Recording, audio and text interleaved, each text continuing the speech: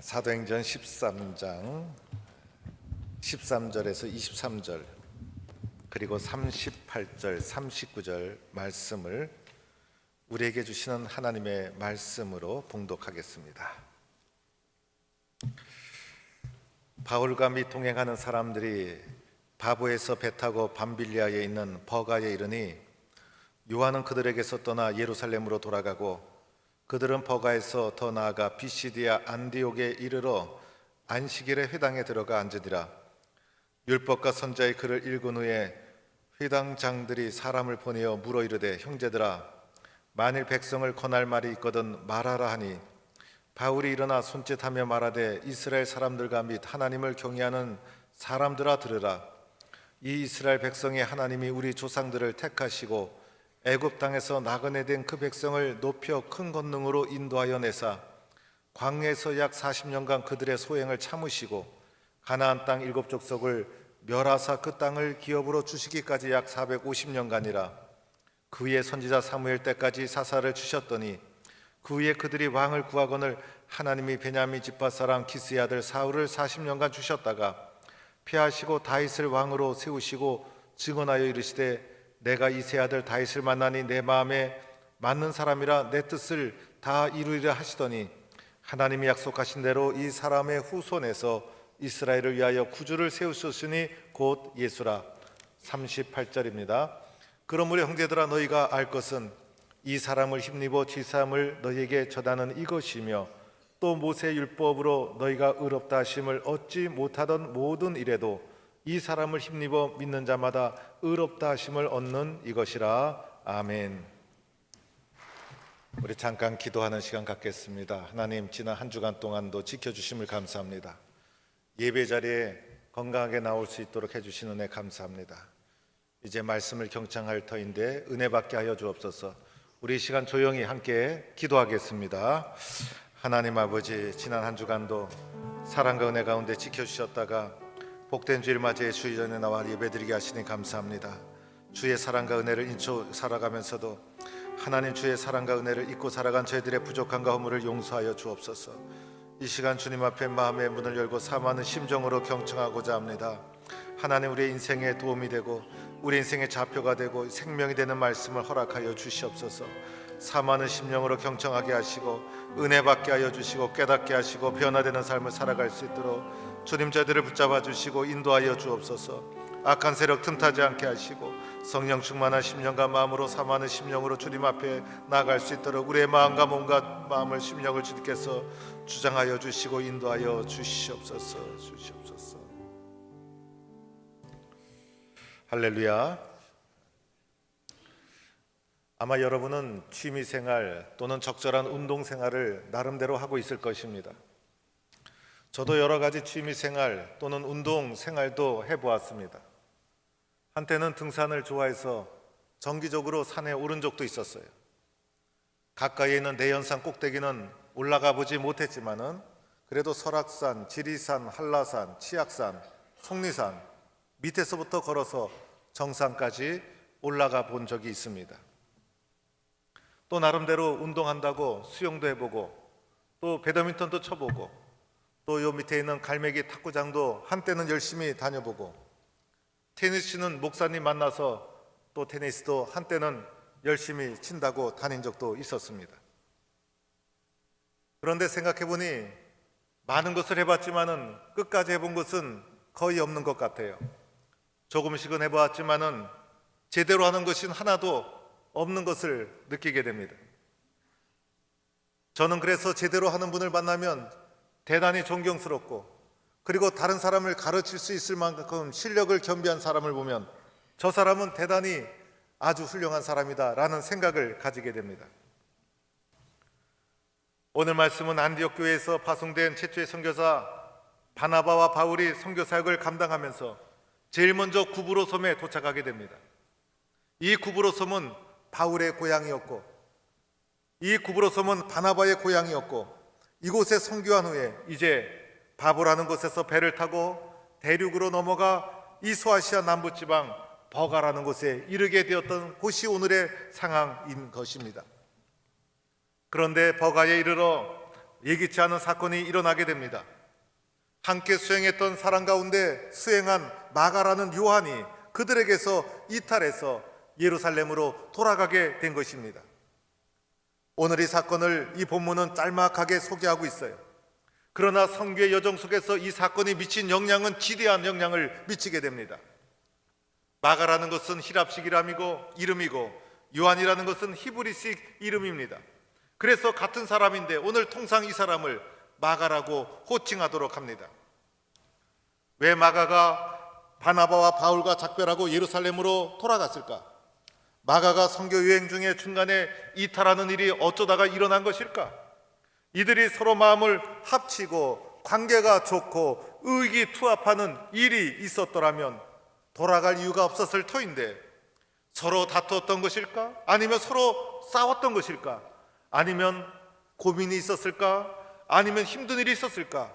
아니면 무슨 이유로 이 마가가 중간에 예루살렘으로 돌아가는 일이 일어나게 되었을까? 오늘 본문 속에는 그 이유가 나오지 않지만은 성경을 종합적으로 분석해 보면 여러 가지 이유를 추측해 볼 수가 있습니다. 먼저는 마가가 향수병에 걸렸다는 거예요. 예루살렘 출신으로 예루살렘에서만 성장한 마가였어요. 바나바를 따라서 먼 곳 안디옥까지 따라오게 됩니다. 안디옥에서 선교사를 파송할 때 나도 선교 함께 가겠습니다 동행하는 자가 되어서 구브로 섬으로 가고 구브로에서 또다시 버가까지 오게 되었다는 거예요. 오랜 타향 생활 가운데 향수병에 들고 말았어요. 그리고 이 선교사역이 언제 끝날지 알 수가 없었어요. 앞에 어떤 일이 일어날지도 예측할 수 없었어요. 마음이 나약했던 마가는 그만 향수병에 걸려서 가정이 그립고 부모도 보고 싶고 그리고 고향 사람도 보고 싶고 그래서 나는 더 이상 선교사역을 감당하기 어렵습니다. 고향으로 돌아가겠습니다 라고 하면서 고향으로 돌아가게 되었다는 것입니다. 또 다른 이유를 찾아본다면 이 터키 남부지방에 도착한 후 바울 일행은 높은 산을 올라가야만 되었습니다. 그리고 160km 정도를 이동하게 됩니다. 그리고 이 지역에는 강도도 자주 출현하는 곳이었어요. 그래서 갈라디아 지역을 이 선교할 때 강도의 위협을 만났다는 것도 이때의 상황을 말하고 있는 것이었어요. 험난한 고산 지역을 이동하면서 사도 바울이 열병에 걸렸다는 거예요. 그래서 이 갈라디아 지역을 선교하면서 내가 육체의 약한 가운데 너희들에게 복음을 전했다 훗날 고백한 것도 이때 지독한 병에 걸렸던 경험이 있었다는 것입니다. 이 모든 고난의 상황, 이 모든 힘든 상황, 이 모든 엄청난 시련의 상황, 마가에게는 견디기 어려웠다는 거예요. 그래서 마가는 힘들어서, 마가는 고난이 싫어서, 마가는 시련 때문에 그만 중도에 이탈해서 고향으로 돌아가고 말았다는 것입니다. 또 다른 이유를 대려면 이 마가는 바나바의 조카였어요. 바나바가 예루살렘에서 안디옥으로 갈 때 마가야 같이 가자라고 하면서 안디옥까지 데리고 왔어요.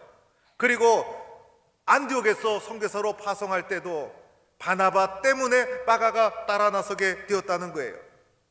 바나바는 초대교회에 지대한 영향을 끼친 집사님이셨죠. 사도보다도 더 큰 영향력을 가졌던 훌륭한 집사님이었어요. 그리고 사도행전 13장에서 선교사로 파송될 때 바나바가 선교의 우선권을 쥐고 있었어요. 그리고 바나바가 사울도 개종시킨 사람이었어요. 모든 행로를 결정할 때 바나바가 결정했어요. 그래서 선교사로 출발해서 제일 먼저 간 곳이 바나바의 고향 구브로 섬이었어요. 그런데 구브로 섬에 도착한 이후부터 상황이 바뀌기 시작합니다. 사도행전을 잘 분석해보면 바나바에서 바울로 선교의 주도권이 넘어가 버리고 맙니다. 그래서 구브로 섬에서 설교할 때도 바울이 설교했어요. 오늘 말씀 13절에도 바울과 및 동행하는 사람들라고 하면서 바울이 이름이 나오고 바나바 이름은 아예 나오지도 않습니다. 도착하는 곳마다 바나바가 아니라 바울이 설교합니다. 그래서 선교의 주도권이 바나바에게서 바울에게로 넘어가고 말았다는 것이에요. 마가는 이것이 받아들이기 힘들었던 거예요. 나는 삼촌 바나바만 바라보고 왔는데 이 바나바를 제치고 바울이 너무 앞서간다고 생각한 것입니다. 그래서 이런 선교 여행을 계속할 수 없다. 그래서 관계의 갈등 때문에 이 바나바는 마가는 선교를 접고 고향으로 돌아가고 말았다는 것입니다. 또 하나의 이유를 찾아본다면 마가는 예루살렘 교회 출신이었어요. 마가의 다락방에서 교회가 시작됐죠. 마가의 다락방에서 주의 만찬이 시작됐죠. 마가의 다락방에서 예루살렘 교회가 시작이 되었어요. 마가는 예수를 신실하게 믿는 어머니 밑에서 성장했어요. 자기네 집에서 교회가 시작되었기 때문에 우리 집안은 예루살렘 교회 창시자다라는 자부심을 가지고 있었던 것입니다. 예루살렘 교회에서 파송된 사람에 의해서 안디옥 교회가 세워졌죠. 그래서 예루살렘 교회의 우월감을 마가가 가지고 있었다는 것이에요. 마침내 마가가 이제 안디옥까지 가서 선교사로 함께 동행하게 됩니다. 그런데 바울이 선교하는 것을 보니 예루살렘 교회 입장에서는 좀 섭섭한 마음이 들 수 있었어요. 왜냐하면 너무나 적극적으로 이방 선교를 감행하고 있었기 때문이었어요. 바울의 적극적인 이방 선교, 가는 곳마다 이방 선교, 가는 곳마다 이방인을 전도하는 바울의 모습을 보면서 유대인이었던 마가는 예루살렘 중심의 이런 신학적인 입장, 선교적인 방향성의 문제로 고민하지 않을 수가 없었다는 것입니다. 그래서 바울과의 신학적인 갈등, 선교 방법론의 갈등으로 이제 마가는 이제 선교를 접고 예루살렘으로 돌아갈 수밖에 없었다는 것입니다. 마가가 중간에 예루살렘으로 돌아가겠습니다라고 말할 때 바나바와 바울이 그 말을 듣고 마가야, 그러면 예루살렘으로 잘 가시기 바랍니다라고 하면서 환영하면서 그리고 환송하면서 따뜻하게 보내지 않았을 거예요. 마가가 중간에 그만둔다고 하자 큰일 났어요. 그래서 마가를 설득하기 시작합니다. 마가야, 네가 중간에 가면 어떡하느냐? 네가 마가야, 네가 중간에 선교를 접어버리면 마가, 바나바와 바울 두 사람이 남아서 이 엄청난 일을 어떻게 감당하느냐? 네가 있다는 것이 우리에게 얼마나 큰 힘이 된 줄 아느냐? 여러 가지 모습으로 마가를 설득하기 시작합니다. 바울도 설득하고 설득하다가 바울이 바나바 보고 삼촌이 좀 설득하소 라고 해서 바나바가 또 나서서 마가를 설득하기 시작합니다. 마가야, 시작한 일을 끝까지 달려가자.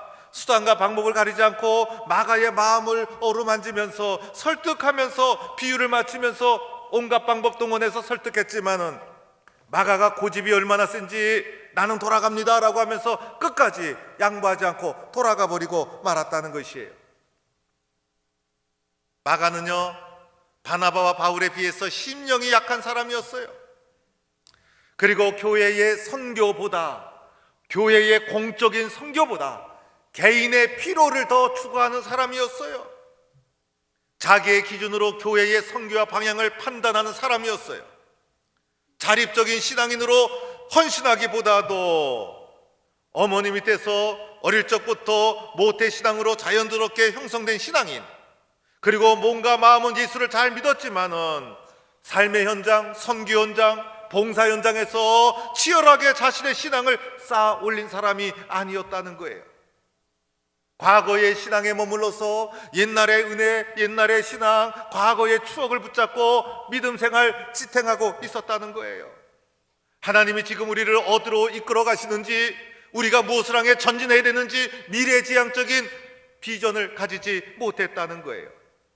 머리와 마음은 신앙인이었지만은 실제적인 삶의 현장에서 투철하게 신앙적 삶을 실천해내지 못했다는 거예요. 가만히 보면 이것이 우리 모두의 상황이고 문제라는 거예요. 신앙생활하다 보면 힘이 듭니다. 관계가 깨어집니다. 방향선에 문제가 제기됩니다. 옛날로 돌아가고 싶어요. 그때마다 중간에 내가 가는 길을 내려놓을까? 내가 하는 것을 접을까?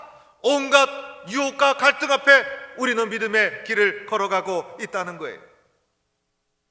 훗날 바울이 1차 선교 여행을 다 마치고 예루살렘 교회로 돌아갑니다. 예루살렘 교회에 돌아가서 예루살렘 교회에 선교 보고를 합니다. 내가 이렇게 이방 지역에 복음을 전한 결과 수많은 사람이 예수를 믿고 가는 곳마다 교회가 세워지고 예수 그리스도의 이름으로 병든 자가 치유되고 놀라운 역사가 일어났습니다 라고 하면서 예수 그리스도가 세상에 증거된 놀라운 선교의 열매를 보고합니다. 바울이 예루살렘 교회에 돌아가서 보고할 때 먼저 중간에 이탈해서 와 있던 마가가 그 보고를 듣고 있었어요.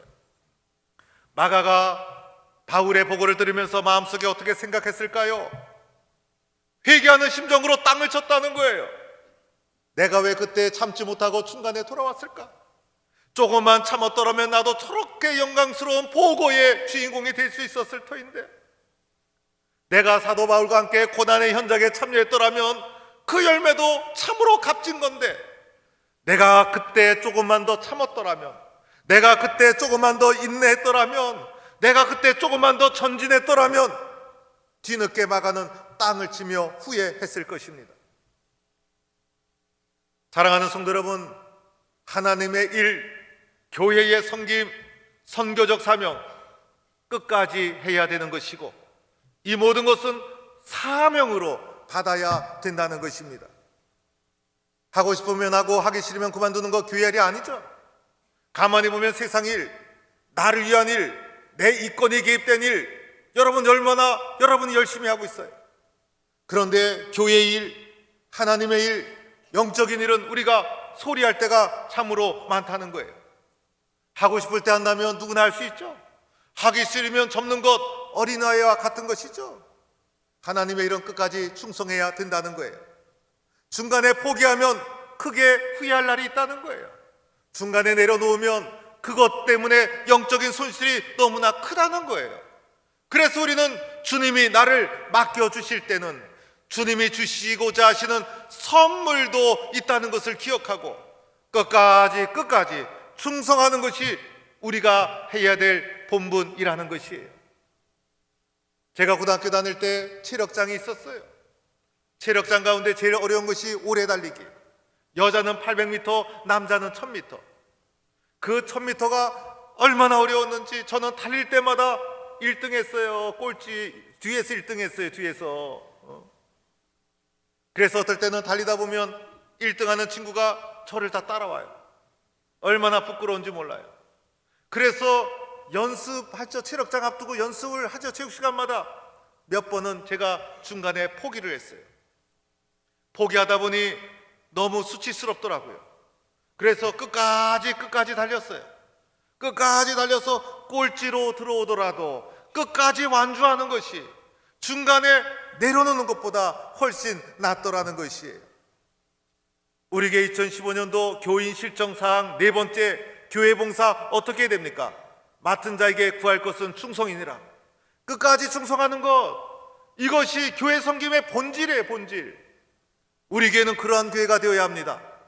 우리 교회 성도들은 그러한 성도가 되어야 돼요. 그러한 교회, 그런 성도가 능력 있는 교회가 되는 것이고, 그런 교회를 통해서 하나님이 역사를 일으켜 세워주시는 거예요. 끝까지 충성하고 끝까지 달려가는 성도가 될 수 있기를 주의 이름으로 축원합니다. 사도 바울이 예루살렘 교회에서 선교 보고를 한 후에 이제 1차 선교 여행을 마쳤습니다. 내가 2차 선교 여행을 이제 출발하려고 합니다 라고 보고하자 마가가 나서게 됩니다. 바울 선생님, 제가 1차 선교 여행 때 중간에 일탈한 거 그거 제가 잘못 판단했어요. 제가 선교 보고를 듣고 나니 마음에 감동이 되었어요. 2차 선교 여행 제가 동행하겠습니다. 자청해서 나서게 됩니다. 바울이 그 말을 듣고 안 됩니다. 거부합니다. 다른 사람 같으면 받아줄 터인데 바울이 거부해요. 왜 거부했을까요? 마가가 중간에 그만둔 것이 1차 선교 여행에 치명적인 아픔을 주었기 때문이에요. 마가는 자기 생각으로 자기 중심으로 그만두고 떠났지만은 이것이 남아있는 바울에게, 선교 사역을 계속해야 될 바나바에게는 치명적인 아픔을 주었던 거예요. 중간에 그만두는 마가를 신뢰할 수가 없었던 거예요. 마가와 선교 여행을 2차 함께 할 수가 없었던 거예요. 2차 선교 여행을 하다가 또다시 어떤 일이 벌어질지 불안해서 동행할 수가 없었던 거예요. 중간에 그만두는 믿을 수 없는 그 사람과 주의 일을 함께 나갈 수가 없었던 거예요. 그래서 바울이 거부하게 됩니다. 이 사건 때문에 바나바와 바울의 갈등이 일어나서 끝내 헤어지게 되죠. 한 사람의 잘못된 헌신, 한 사람의 중도 이탈자, 이 사람 때문에 초대교회 선교사역, 그리고 사도들 간의 관계, 교회와 내 관계, 엄청난 보이지 않는 악 영향을 끼치게 되었다는 거예요. 물론 훗날 마가와 바울은 화해하게 됩니다. 골로새교회 편지를 하면서 바울은 마가를 환영해라. 그리고 로마의 감옥에 있으면서 마가를 보고 싶고 그리워하면서 마가는 나에게 참으로 유익한 자라. 그리고 베드로도 마가를 내 사랑하는 아들이다, 이렇게 표현을 했어요. 마가는 훌륭한 신앙인이었어요. 좋은 어머니 밑에서 신앙교육을 잘한 사람이었어요. 마가를 특별히 정죄하지 않아요.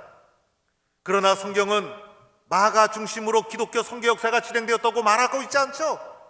바울 중심으로, 끝까지 충성한 바울 중심으로, 끝까지 달려간 바울 중심으로 하나님의 교회를 중단 없이 지키며 선교 사역 감당했던 바울 중심으로 기독교 선교가 진행되었음을 말해주고 있다는 거예요. 여러분들이 바로 그러한 역사의 주인공이 될 수 있기를 바랍니다. 그렇게 헌신할 수 있는 충성된 일꾼이 될 수 있기를 바랍니다. 우리가 또 하나 주목해야 될 것은요, 마가가 돌아간 이후에 이 충격적인 상황, 마가가 중간에 이탈해서 이 바울이 선교 사역을 계속할 것인가, 어떻게 될 것인가, 엄청난 시험 속에 빠져 있었을 때 마가가 돌아간 이 문제를 바울이 어떻게 극복해 나갔는가도 보아야 합니다. 바울은 이 문제를 어떻게 극복해 나갔는가? 먼저는 선교를 중단하지 않았어요. 조직이 흔들려도, 사람이 빠져나가도, 중간에 이탈해도 내가 부름받은 이 선교의 사명을 중단할 수 없다는 거예요. 마가가 중간에 빠져나가서 선교하는 이 흐름과 조직이 흔들렸지만은 포기하지 않고 앞으로 전진해서 마침내 소아시아 지방 첫 번째 선교지 피시디아 안디옥에 도착하게 됩니다. 중단하면 안 된다는 거예요. 중단하면 안 된다는 거예요. 그래서 바울은 끝까지 전진해 나갔다는 거예요. 두 번째로는 마가는 어떻게 바울은 이 문제를 극복해 나갔는가? 마가를 비난하지 않았다는 거예요. 마가에게 감정을 실어서 그에게 화살을 쏘지 않았어요. 마가에게 모든 잘못을 뒤집어 씌우지 않았어요. 자기의 감정을 마가에게 다 투영하지 않았어요. 그래서 오늘 사도행전 13장에도 마가를 잘못했다고 정죄하지 않죠. 어떻게 합니까? 마가가 잘못했음에도 불구하고 마가는 우리와 떠나 돌아갔다, 딱 간단하게 사실만 보도하고 있다는 거예요. 바울의 입장에서는 섭섭한 일이었어요. 바울의 입장에서는 할 말이 많았어요. 그러나 마가가 그렇게 선택할 수밖에 없었던 입장을 바울은 큰 사람의 입장에서 수용하고, 마가를 정죄하지 않고, 감정적으로 그를 비판하지 않고, 성도와 성도, 그리고 사도와 성도 간에 지켜야 될 선을 끝까지 지켜 나갔다는 거예요. 여러분, 이것이 중요하죠. 우리가 지켜야 될 선을 지키는 것, 우리가 지켜야 될 그 영혼을 지켜주는 것, 바울이 바로 이렇게 마가와의 문제를 해결해 나갔다는 거예요. 세 번째는요, 선교의 본질에 충실했어요. 선교의 본질에 충실했어요. 내가 왜 이곳에 와 있는지, 내가 왜 산을 넘고 바다를 건너 비시디아 안디옥까지 왔는지, 안디옥에서 왜 나를 이곳에 파송했는지, 선교의 핵심, 선교의 본질에 충실했다는 것입니다. 선교의 본질에 충실할 때 문제를 넘어설 수 있어요. 그러나 문제 속에 허덕이는 곳을 가보면 비본질적인 곳에 생명을 걸고 집착하는 것을 보게 돼요. 오늘 15절 이하의 비시디아 안디옥의 회당에 들어가서 바울이 설교한 내용이 나오죠.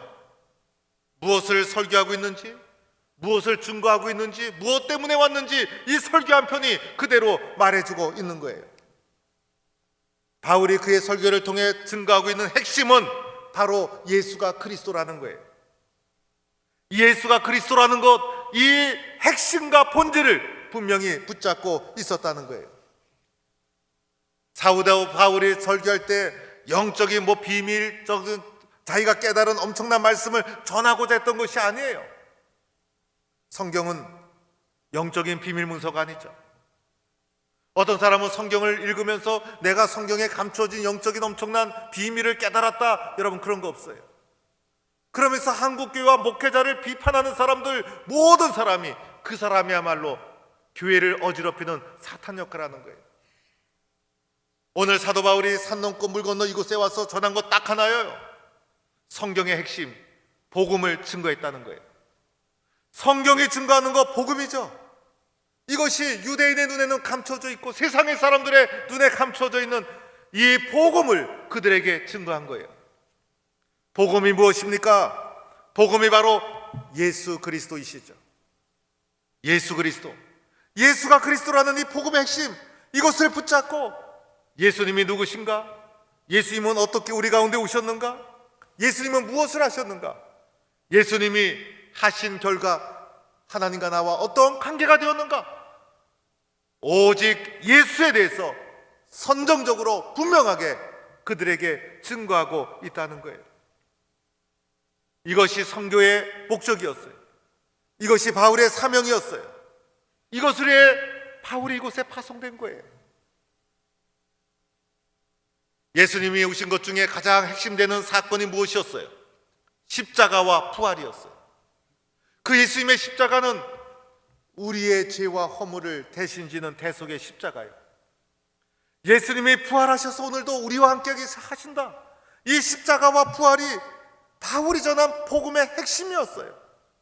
그리고 십자가와 부활의 그 예수님만이 우리를 구원하시고 우리를 의롭다 하시고 우리를 하나님과의 관계를 회복시켜 주시는 유일한 분이다. 세상에 있는 모든 사람들은 이 예수를 믿어야 되고 예수를 만나야 된다. 이 길 외에는 없다. 천하보다 귀한 영혼을 구원하는 길 오직 예수 그리스도 한 분뿐이다. 예수님 외에는 인간의 문제를 해결할 뿐이었고 천하보다 귀한 영혼이 구원받는 길은 이 길밖에 없다. 예수를 알고 예수를 만나야 된다. 복음의 핵심, 복음의 진수를 그들에게 정확하게 말해주고 있다는 거예요. 예수 중심, 그리고 예수만을 바라보며 우리가 믿음의 길을 걸어가야 된다는 거예요.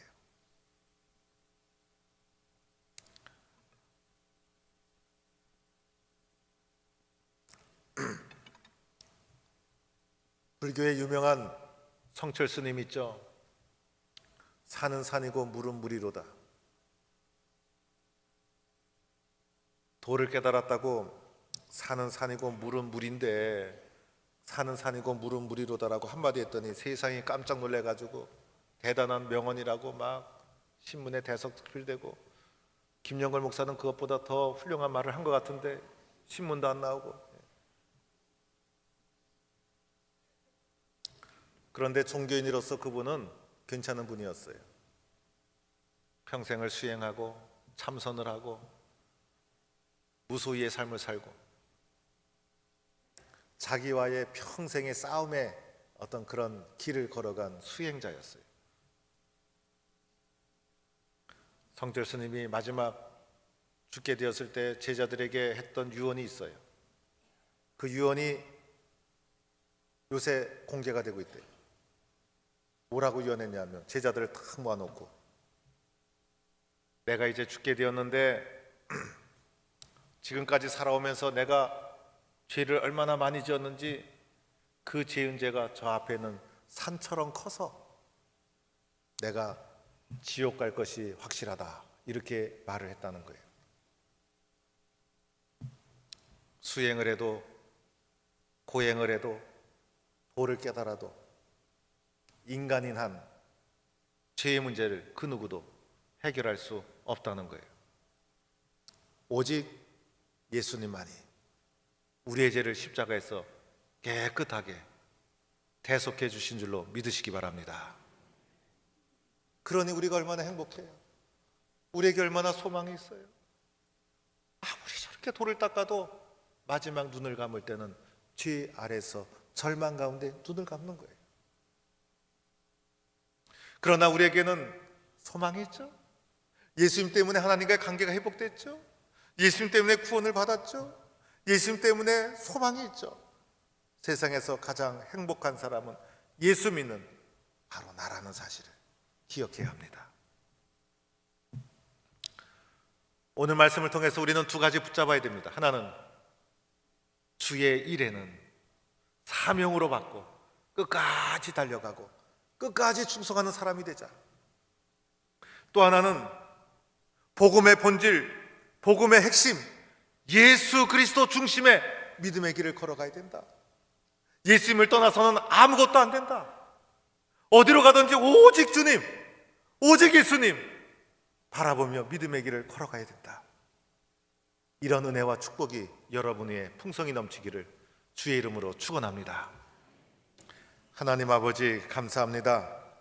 세상의 수많은 사람 가운데 우리들을 불러주셔서 예수 중심으로 믿음의 길을 달려가게 하시니 감사합니다. 끝까지 충성하게 하시고 오직 주님만을 바라보며 달려가게 하여 주옵소서. 예수님의 이름으로 기도하옵나이다. 아멘.